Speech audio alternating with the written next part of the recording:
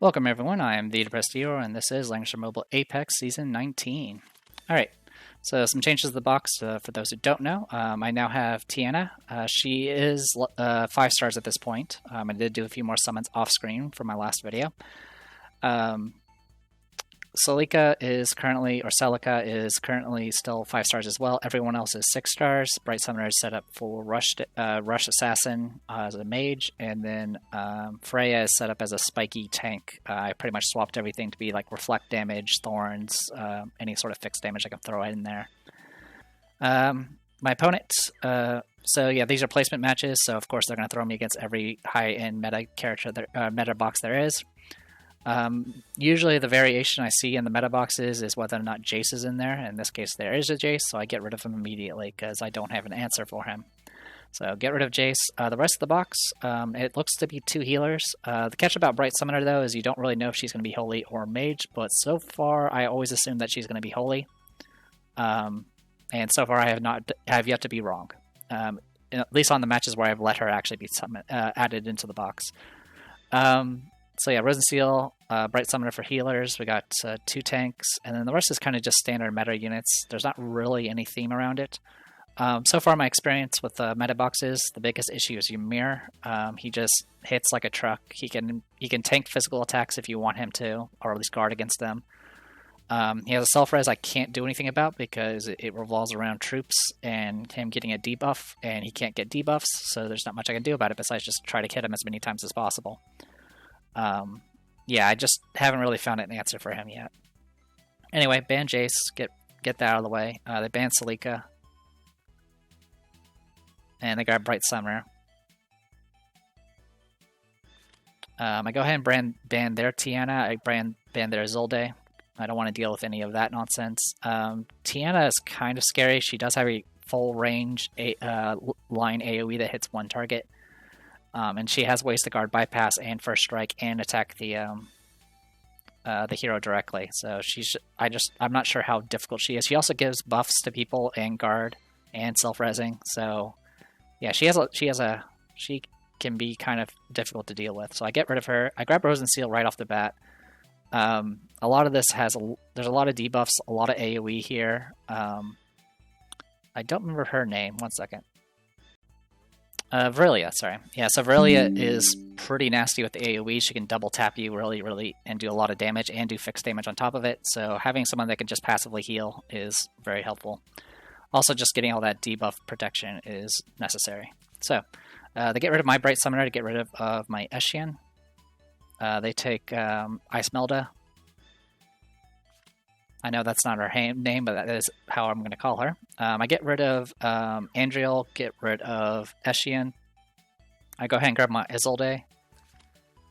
They take out my Tiana, take out my Silvaria, and they go ahead and grab their Virelia. And then I go ahead and get rid of Ymir, get rid of the Awakened One. Go ahead and grab, since they have Virelia, just to kind of help mitigate all that AoE damage, I go ahead and grab Christiane. They get rid of my Ice Melda, get rid of my Gurnshield. They go ahead and grab Asmodai. At this point, I go ahead and get rid of... I don't remember his name, and I'm not going to look it up, but that tank. I go ahead and get rid of Sword and Light and Shadow. I'm actually okay with my opponent having a tank, so that's why I went ahead and went for that route. It's kind of dangerous for me to let Sword and Light and Shadow be in there and Ice Melda be together, because Ice Melda can just rush in, and then teleport follow-up can just really make things messy. So go ahead and get rid of them. At this point, I go ahead and take Karika. They get rid of Leona, get rid of Lightbringer. And they take their Lightbringer. And I was actually kind of surprised that they let me have Hilda when they have Ice Melda. So I was like, all right, sure, I'll negate your pull. All right. Grid only, grid on. Okay, thank you. All right, so yeah, Sovereign Ice Abyss, Fairy Spirit Prophets, and then pretty much all of our exclusives. So we got Bright Summoner here with Windbloom Chanters, and did bring Aurorian Redemption as well as her Summon and her 3C. Virelia went all AoEs with Fairy Spirit Prophets. Lightbringer here did bring phalanxes, and then her exclusives and discipline. One thing to note about Virelia's passive is it does make her self-res if she gets killed with physical damage. And then we got, oh, sorry, I called him Asmodai. I always call him that. It's Apotheosis. So Apotheosis has 3C, Air Slash, and Accelerated Aid with Steel Main Werewolves. And then over here, we got Christiane with Angels.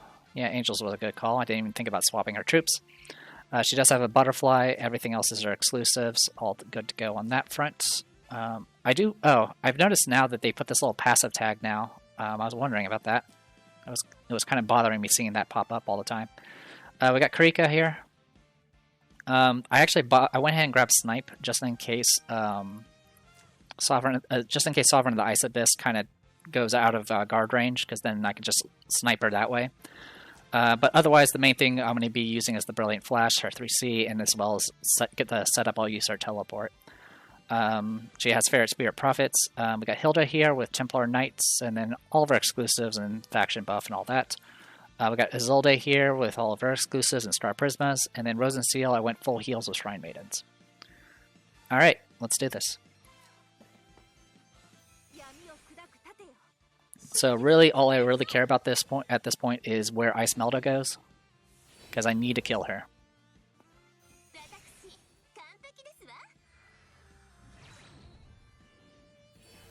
So yeah, go ahead and buff in place. So even as a holy class, Bright Summoner can hit like a truck with her 3C. But for the most part, she's just kind of there to do a lot of buffs and cast this Radiant Battle Prayer. What's really nice about Radiant Battle Prayer is it shares buffs, even if it doesn't apply to your faction. So you can literally get a faction buff up on your Radiant Unicorn and then buff Apotheosis and give literally all the same stuff for the faction buff. On top of the mobility and all sorts of other stuff. It's just really, really good. So that's why most people take Bright Summoner, or take a Holy Class for Bright Summoner, because it's just really good support. I go ahead and just throw out the terrain to prevent Act-Agains, just to kind of keep that mitigated. So I got some Chain Whips. Actually applied it to everyone except for herself. So, go yay. I actually opted to not do my Act-Again with Isolde. I just pass in place. I was playing it pretty safe here. Okay. She's going to opt for Eliminate, but doesn't follow up, it looks like. Yeah, she's not in range to do that. So I go ahead and teleport. I take one step forward, and it just buffs herself. She does have the helmet that does extra AoE damage, as well as extra regular damage as well. So she has 10% extra damage, 5% extra skill damage, and an extra 10% AoE damage. Her 3C is an AoE. Alright. And then over here, Sovereign of the Ice Abyss right now just has 15% extra defense and not a lot of defense. And she's it's a versus Karika, who is a archer, which of course will do more, even more extra damage. All right, some extra mobility. Also, for those who don't know, Bright Summoner's Summon has all of her equipment buffs as well, so those will also match. Anyway, so at this point, I can actually get to up here. So I have right now 6 stacks of her mobility, or not her mobility, but her unit range. So the range of her Brilliant Flash is 9, so she can actually move to here, and as you can see here, 1, 2, 3, 4, 5, 6, 7, 8, 9. So I'm in range of Sovereign of the Ice Abyss. I need to do about 28,000 damage, so let's see what we can do. But she actually goes first, and she tries to yank me away, but I'm within 2 range of Hilda, so no worries there. She does go ahead and use this opportunity to get her 3C taken care of, swapping it to her other AoE and of course putting out some of this out. And so I was like, alright, cool, I don't even need to move. I'm going to blast you now. Yeah, I don't know how much damage that was. I couldn't even see the numbers. One thing to note, all that moving and stuff got rid of her defensive buff. So she only has 446 defense, and I have over 2,000 attack, so...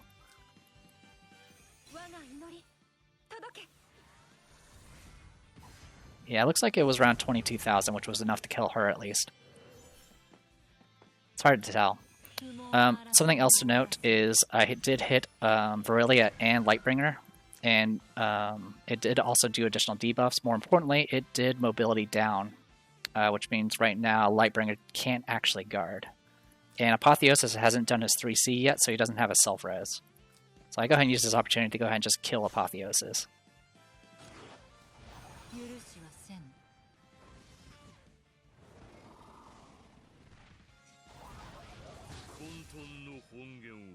Now this does expose the Zolde, and unfortunately I wasn't able to get Virelia taken out, but that's okay.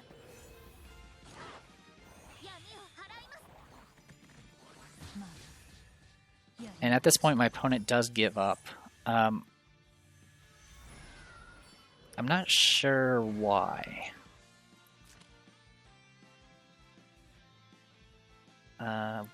So if I go here, okay, yeah, so the issue here is, oh, actually, yeah, I don't know what the plan was. I'm guessing my opponent just figured that she didn't have enough DPS at this point, because all I have right now is Karika.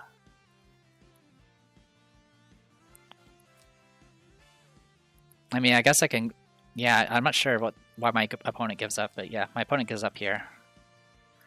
So yeah, got a kill with Karika, got a kill with Isolde, and my opponent gave up. I honestly, it would have been a tough fight, because I don't really have a way of getting rid of the tank reliably. So it's just been a race to the middle, and I guess that would have been it. But yeah, my opponent gives up, so BRB. Alright, so yeah, I'm lumping these matches together because they're actually pretty short. So, we got Namita here, who apparently has a Season 17 banner, so someone from Langrisser rank. My opponent goes ahead and bans Isolde right immediately, and as you can see from the box here, pretty similar to the previous one. Instead of Jace, we do have Auden Kelmo, and then we do have some tank changes here. We have 3 tanks, and I guess Ymir can also be a physical tank. So 3 primary tanks, and then 1, 2, 3 healers. So yeah, it's looks like a 3-3 setup, and then everything else is pretty standard annoyances, meta type characters. So they get rid of my Isolde. I go ahead and get rid of their Isolde, and I actually open with Bright Summoner. All right, so they get rid of my Leona, get rid of my Eshian. They grab their Bright Summoner. I get rid of 2 of their tanks. So the primary reason to get rid of their tanks is the summon that I use with Bright Summoner does do magic damage. I don't want Christiane to reduce that at all, and I also don't want Hilda to negate crits. So, also I think she also negates some range damage as well. So I'm forcing my opponent to grab Lightbringer as a tank, and I go ahead and grab Rose and Seal at this point. The box has definitely gotten a little bit more flexible as far as my choices are concerned, which is kind of nice, instead of having to immediately pick like someone like Isolde or, you know, Selvaria right off the bat. They do go ahead and ban 2 of my tanks, leaving me with Hilda and Freya. And they grab Lightbringer. I go ahead and get rid of Andriel, get rid of Ymir. Yeah, I believe that there was a match previous to this one I did lose, and Ymir was the one that slaughtered me. Essentially just double tapped Freya and just murdered her. Alright, speaking of, I go ahead and grab Freya. I lose Selvaria, lose Icemelda. They grab their Eshian. So at this point I go ahead and get rid of their Icemelda, get rid of their Celica. Yeah, that's also a combination to watch out for. Ymir and Celica is really nasty because of all the extra self-reses. So I go ahead and grab Tiana. They get rid of my Karika, get rid of my Celica. That leaves me with Grinshield and Hilda. They grab Auden Kelmo. So at this point I go ahead and get rid of Apotheosis, get rid of Sword and Light Shadow, and I grab Grinshield. And then they grab the Awakened one.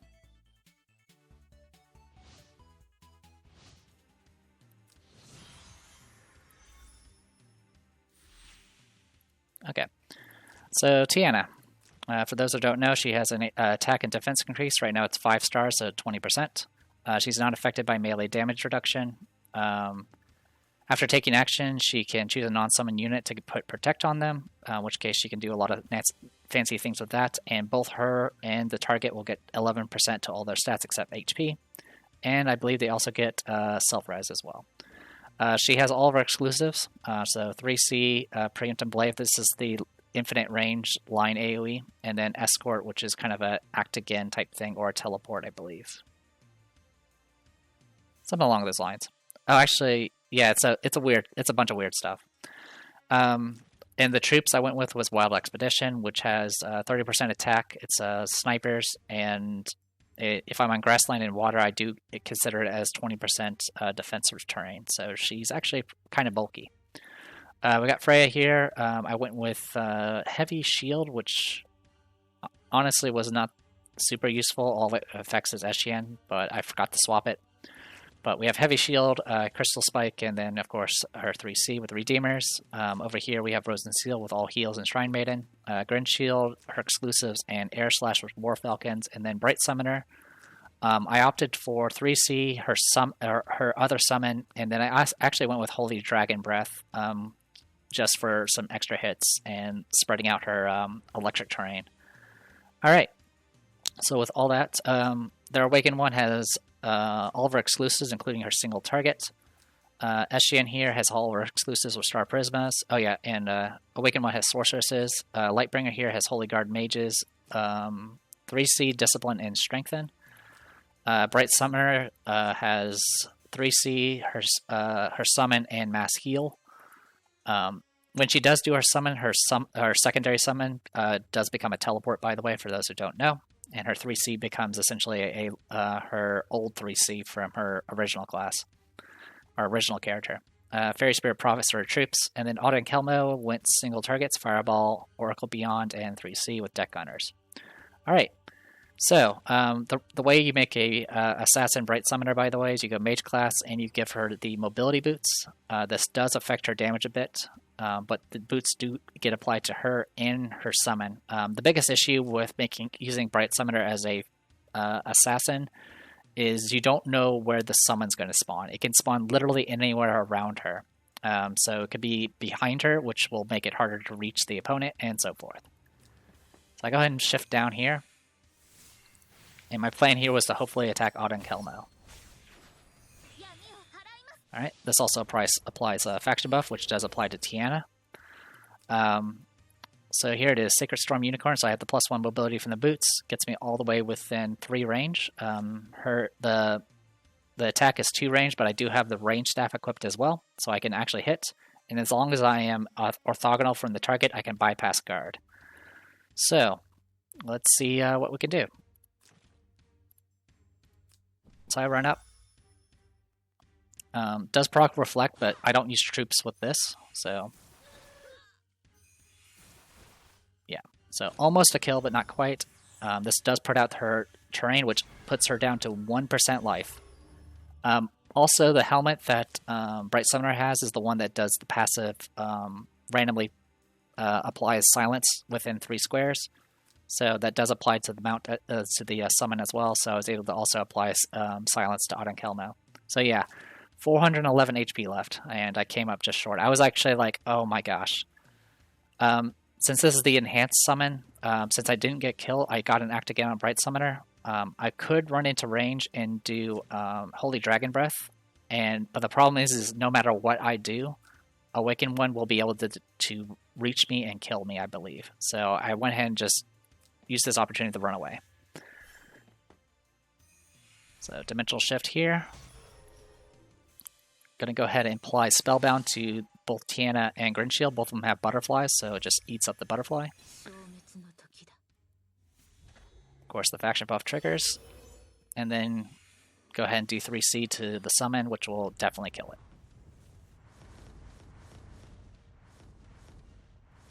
And then she's going to get another use of her talent, which is going to actually apply the Spellbound. So I was like, oh, okay, that's kind of interesting. I wasn't really too concerned about the Spellbound, but one thing to note is my opponent didn't heal. And this Preemptive Blade Strike is infinite range. So I shift down and bonk, just kill her outright. And then I go ahead and use Last Protection on her.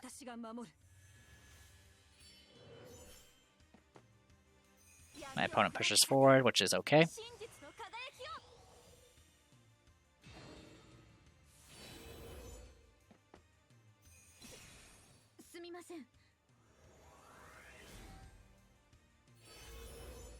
Yep. So I'm just getting, guarded up, and then my opponent just gives up. I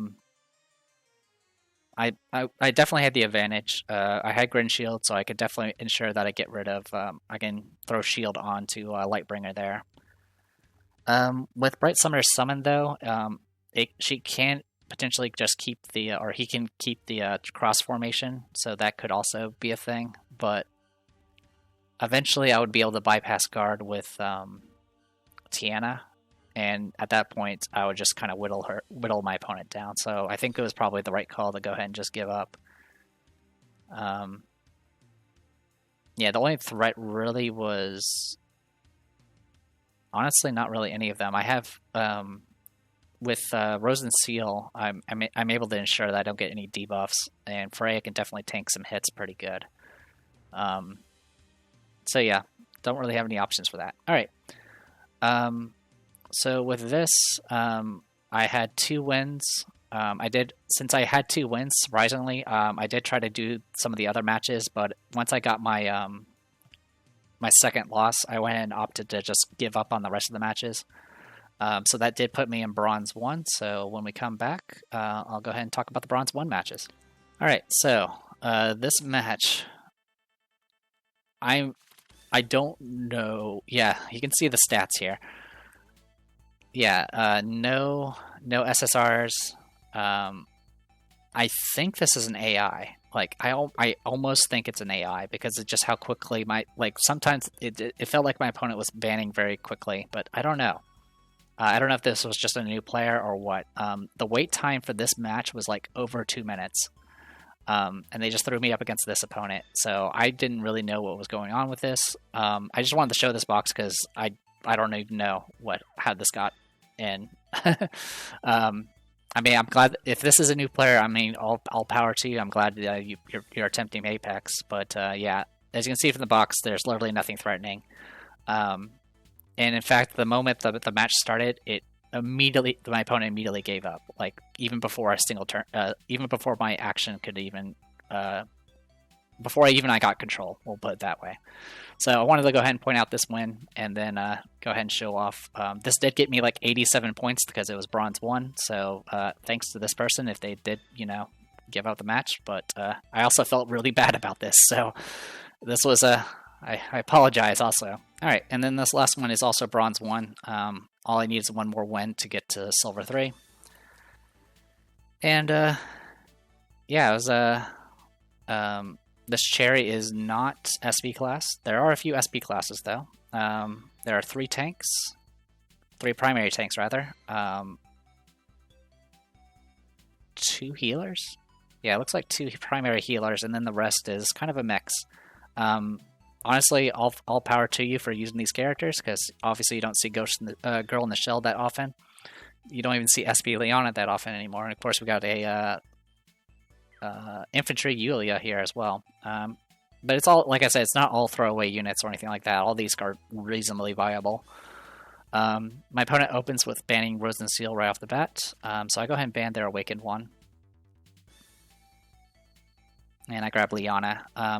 They do have a lot of AoE, they do have a lot of debuffs, so I definitely wanted to play this as safe as possible.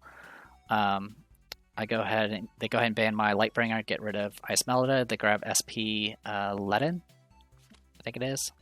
I go ahead and get rid of their Grin Shield, so I don't have to deal with the shield nonsense. Got rid of Lina. I grab Isilde. At this point, everything else here is not terrible. The Bernhardt they have is not SP class, so even less reason to worry about him now. Like, the only potential worry is Bernhardt essentially doing his AoE, negating my heals, and making it a little bit harder for me to endure the rest of the AoEs. They did go ahead and ban my Hilda and my Karika, so I am down to 2 tanks. They did leave me with Christiane, though, so that is a bit of a folly. They go ahead and grab Tiaris.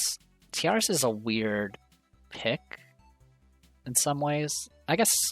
So if Girl in the Shell and Lycoris here are, or not Lycoris, Lucretia, they can be opted to be single target, because that's how I used mine. So yeah, actually, yeah, Tiaris is not that terrible, or not an odd pick, because, like I said, they could opt to do single target, in which case it can be potentially pretty dangerous.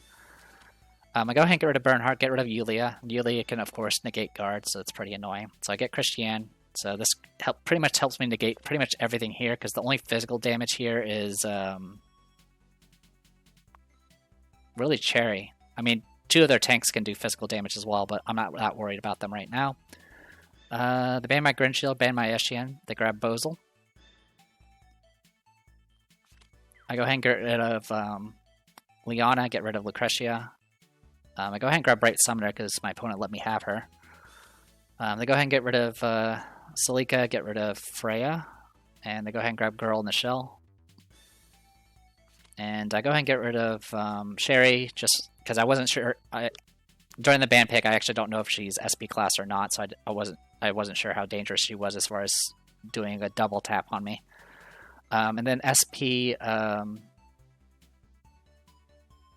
what? Not Grinshield. I knew it started with a G. Grenier. Grenier can actually be kind of dangerous because he does have first strike on counterattack and have an infinite range counterattack, so he can catch people off guard if you're not ready for him. I'll go ahead and grab Tiana. And they go ahead and grab Freya. So 2 tanks.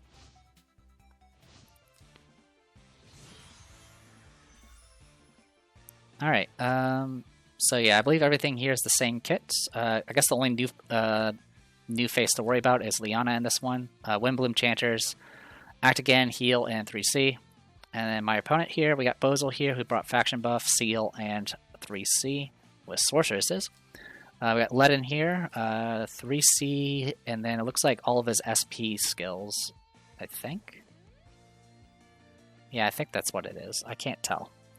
Holy Guard Mages, of course. We got Freya here, has Dark Guards for the troops, which... not sure what to think of that.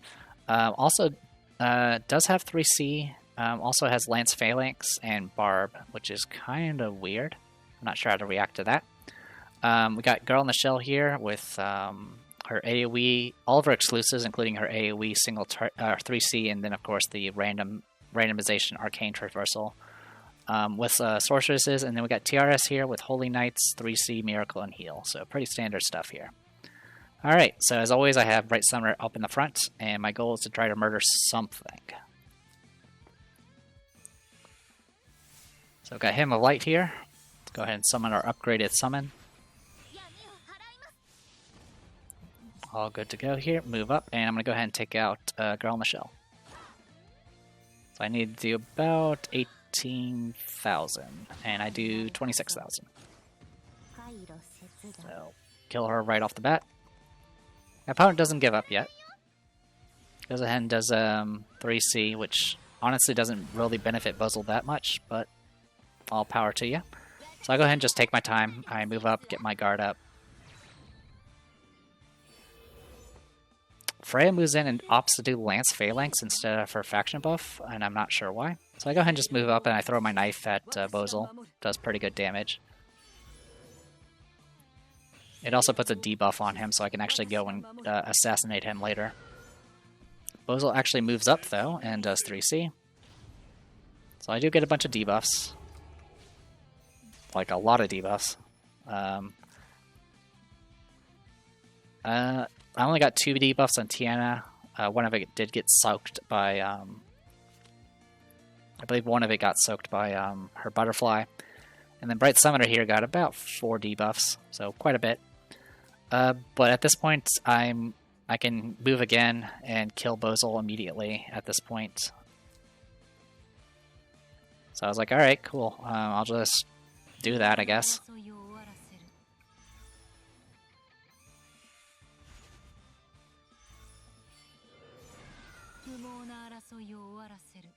There we go. Yeah, it's pretty much over at this point, but I just wanted to show this off. And kill Bozel, because we haven't done that in a while. And my opponent gives up at this point, because at this point they have 2 tanks and a healer, and I almost nearly killed Freya with just the AoE. So yeah, that is all the matches. And my defeats were almost just as quick, put simply. So that got me up to Silver 3, so I'm at least good on that front. The Season Rewards does have a skin for Lifany here, but to be honest, I already have a skin for Lifany, and I don't really care that much about it. There's also going to be a skin for Star Prismas, which is something, I guess. But in any case, we're at least Silver 3, so we'll at least get okay rewards every week, and we'll gradually make our way towards Gold 3, and hopefully we'll make it this time. So, I'll go ahead and call it here. I am the Depressed Dior. This was Langrisser Mobile Apex Season 19, and I'll see you guys later.